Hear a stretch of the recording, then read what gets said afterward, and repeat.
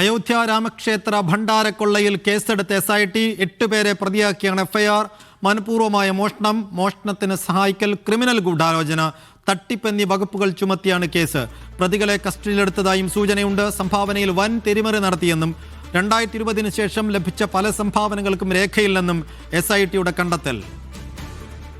Rasheed bin Muhammad വിശദാംശങ്ങളുമായി. റഷീദ്, നിർണായകമായ കണ്ടെത്തലുകൾ കൊടുക്കാം. ഇപ്പോൾ നടപടികളിലേക്ക് കടന്നിരിക്കുന്നു SIT എന്ന് മനസ്സിലാക്കാം.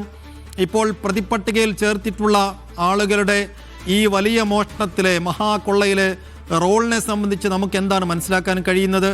എത്ര പേർക്കെതിരെ കസ്റ്റഡി ഉണ്ടാകും ഉടൻ?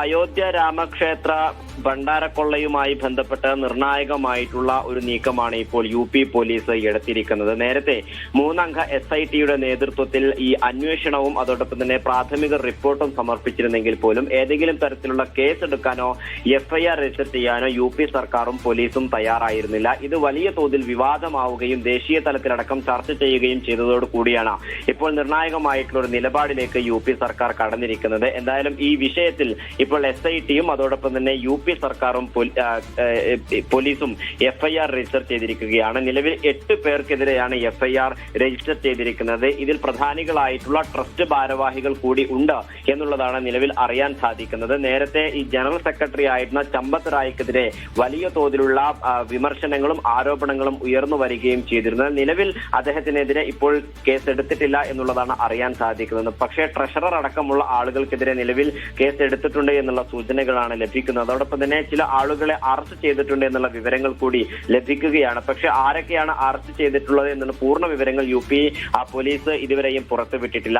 ഈ സംഭാവന സ്വീകരിക്കുന്നതിനും അതോടൊപ്പം തന്നെ അത് ചിലവഴിക്കുന്നതും വലിയ തോതിലുള്ള തട്ടിപ്പ് നടന്നു എന്നുള്ള തന്നെയാണ് SIT പ്രാഥമികമായിട്ടുള്ള അന്വേഷണത്തിൽ കണ്ടെത്തിയിരിക്കുന്നത്. 2020 ശേഷം ലഭിച്ചിട്ടുള്ള പല സംഭാവനകൾക്കും രേഖയില്ല. പ്രത്യേകിച്ചും 60 കിലോ വെള്ളിക്കട്ടയടക്കം സംഭാവന ചെയ്തവരുണ്ട്. അവർക്ക് രസീത് പിന്നീട് നൽകാമെന്നുള്ള വാഗ്ദാനം മാത്രമായിരുന്നു ട്രസ്റ്റ് ഭാരവാഹികളുടെ ഭാഗത്ത് ഉണ്ടായിരുന്നത്. ഇത്തരത്തിൽ ഈ സംഭാവന നൽകിയ ആളുകൾ കൂടി പരാതിയുമായി SITയുടെ മുമ്പിൽ എത്തുകയും അവർ SITക്ക് മുമ്പാകെ മൊഴി നൽകുകയും ചെയ്തിട്ടുണ്ട്. ഇതിന്റെ അടിസ്ഥാനത്തിൽ കൂടിയാണ് ഇപ്പോൾ ഇത്തരത്തിലൊരു കേസ് രജിസ്റ്റർ ചെയ്തിരിക്കുന്നത്. അതോടൊപ്പം തന്നെ ട്രസ്റ്റ് ഭാരവാഹിയായിട്ടുള്ള മോഹൻ കുമാർ കൂടി ഇതുമായി ബന്ധപ്പെട്ട ഒരു കേസ് പോലീസിന് നൽകിയിരുന്നു. ഈ കേസിന്റെ കൂടി കേസ് കൂടി പരിഗണിച്ച് ഈ പരാതി കൂടി പരിഗണിച്ചുകൊണ്ടാണ് ഇപ്പോൾ UP പോലീസ് കേസെടുത്തിരിക്കുന്നത്. എന്തായാലും നിർണായകമായിട്ടുള്ളൊരു നീക്കം തന്നെയാണ് ഉണ്ടായിട്ടുള്ളത്. ഇനി കൂടുതൽ ആളുകളിലേക്ക് ഇത് വ്യാപിക്കും എന്നുള്ളത് തന്നെയാണ് അറിയാൻ സാധിക്കുന്നത്. പ്രത്യേകിച്ചും ഈ ചമ്പത്ത് റായിക്ക് ഇതിൽ വലിയ തോതിലുള്ള പങ്ക് ഉണ്ട്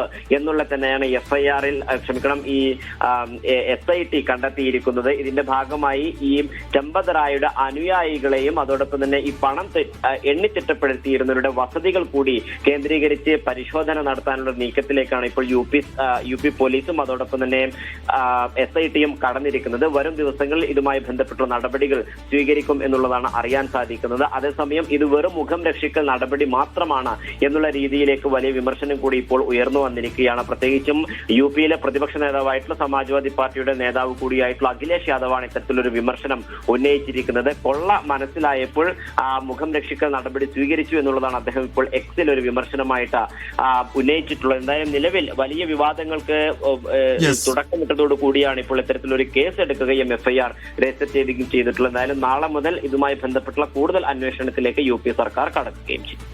അപ്പോൾ രാജ്യം കണ്ട ഏറ്റവും വലിയ ക്ഷേത്രക്കൊള്ളയിലാണ് ഇപ്പോൾ പ്രത്യേക അന്വേഷണ സംഘം നടപടികളിലേക്ക് കടന്നിരിക്കുന്നത്.